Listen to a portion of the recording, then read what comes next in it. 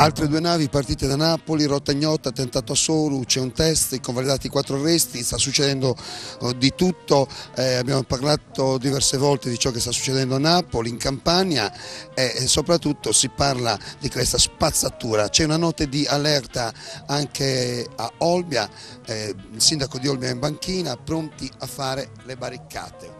Ne parliamo con i cittadini di Sassari, sta succedendo di tutto, l'abbiamo appena detto, vedete ancora i giornali cosa scrivono quest'oggi e noi ci siamo trasferiti in Piazza d'Italia, ne stiamo parlando tra l'altro con Roberto Schirru che fa parte del Consiglio Comunale di questa città, che devo dire, direi anche molto arrabbiato per questa situazione. Sì, sicuramente incarno la rabbia che è diffusa qua tra i cittadini sardi per questa generosità, quindi sicuramente appunto le quantità non sono tante, però appunto il problema è un altro, il problema è che con questa emergenza si vuole creare uno stato di paura per poi sdoganare gli inceneritori anche in Sardegna. Ma per me va bene pure. Lei Roberto è d'accordo poi su quello che sta succedendo o no? Ho visto su Olbia che c'è il sindaco incavolatissimo, non vogliono far arrivare le navi, a Cagliari è successo di tutto, ne ha parlato praticamente tutta la stampa italiana e internazionale, credo che non sia non credo sia una grande positività a livello di immagine anche per la nostra isola, per tutto ciò che sta succedendo. Ma ha ragione, io parlavo avanti ieri con alcuni amici stranieri, in particolare tedeschi, e mi dicevano ma come tutta la mondezza sta andando da voi in Sardegna? Perché evidentemente questa è la notizia che è passata in Germania e quindi appunto me lo chiedevano. Io credo che quando si parla di solidarietà dobbiamo stare attenti perché noi rischiamo di essere solidari con la camorra e con tutto quello che ha generato questo sfascio. E inoltre io critico il centro-sinistra che non ha chiesto la testa di Bassolino e della Ierlovolino, si dovevano dimettere immediatamente, mentre invece sono ancora lì. E Dobbiamo dire vergognosa. Dobbiamo dire una cosa, intanto lei fa parte di questo Consiglio Comunale, fa parte comunque del centro-sinistra, quindi della maggioranza politica della città di Sassari, però io tra le tante cose che stavo leggendo poi anche, oltre che sull'Unione Sarda, anche sulla Nuova Sardegna, ho visto a pagina 3 poi ciò che scrivono i medici.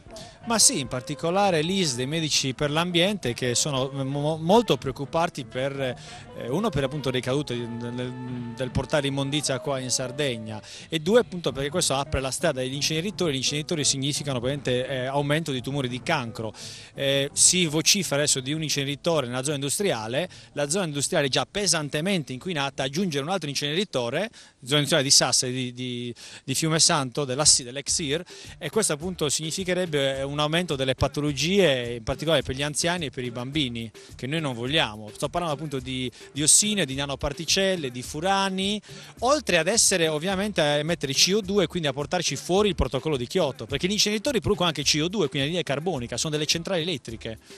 Noi poc'anzi ha visto, parlando, leggendo i giornali, qualcuno ha detto al di fuori dalla nostra registrazione, sì vabbè ma anche i sardi, anche la Sardegna comunque porta via i rifiuti dalla Sardegna altrove. Beh, attenzione, i rifiuti che noi esportiamo non sono i rifiuti che producono i cittadini, cioè non è il chilogrammo e 400 grammi di rifiuti che ognuno di noi produce ogni giorno, sono rifiuti industriali che provengono dalla nostra industria pesante, quindi le industrie inquinanti del sud, in parte le nostre, quindi se noi dovremmo anche a mio avviso iniziare a vedere un altro tipo di industria, basta con l'industria pesante, industria chimica leggera che inquini meno e richiede anche meno energia.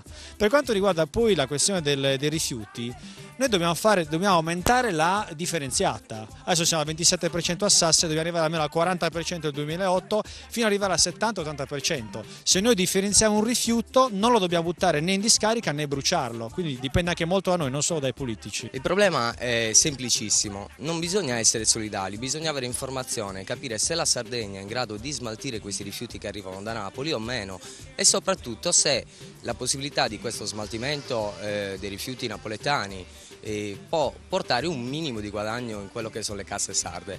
C'è da ricordarsi anche che l'Italia comunque smaltisce i propri rifiuti, una buona parte dei propri rifiuti anche all'estero, la Germania infatti è un paese europeo molto avanzato per quanto riguarda la gestione dei rifiuti e non riesco a capire perché la Sardegna, se può smaltirli, non debba smaltirli. Io ho due pensieri. Il primo pensiero, sono solidale. È giusto che sia così, è giusto che tutte le regioni dovrebbero contribuire a questo. Però mi rifiuto, sono un napoletano, amo Napoli e i miei concittadini. Mi rifiuto di prendere queste immondizie in casa mia, perché se avessi visto che il Presidente della Repubblica avesse sciolto il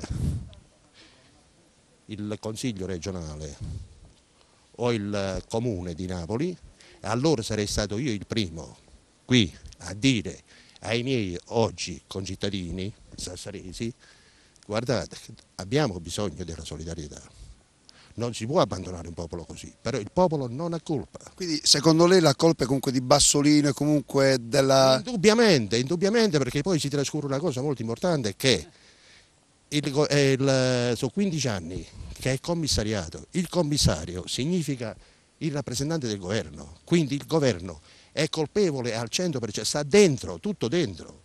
Non può dire adesso con la scusa della solidarietà, perché adesso così vuole, perché quello che hanno fatto loro sono sempre questi raggiri, con la scusa della solidarietà vuole coprire le loro colpe. Non è così. Quindi sì, la solidarietà, ma non la mondezza a casa mia. Questo è quello che sta dicendo in poche parole. Lei che è comunque partenopeo. Sì, no, sono napoletano al 100%. Proprio di Napoli? Proprio di Napoli. Mi dispiace al 100%.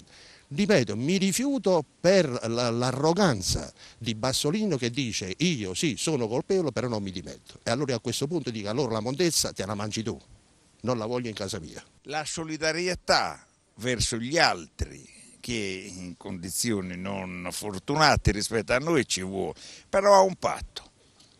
Io sono d'accordo a patto che se ne vada. Bassolino, perché qualche colpa qualcuno ce l'ha o no, oppure mica è un terremoto questo o un'alluvione, per cui non hanno colpa questi qua.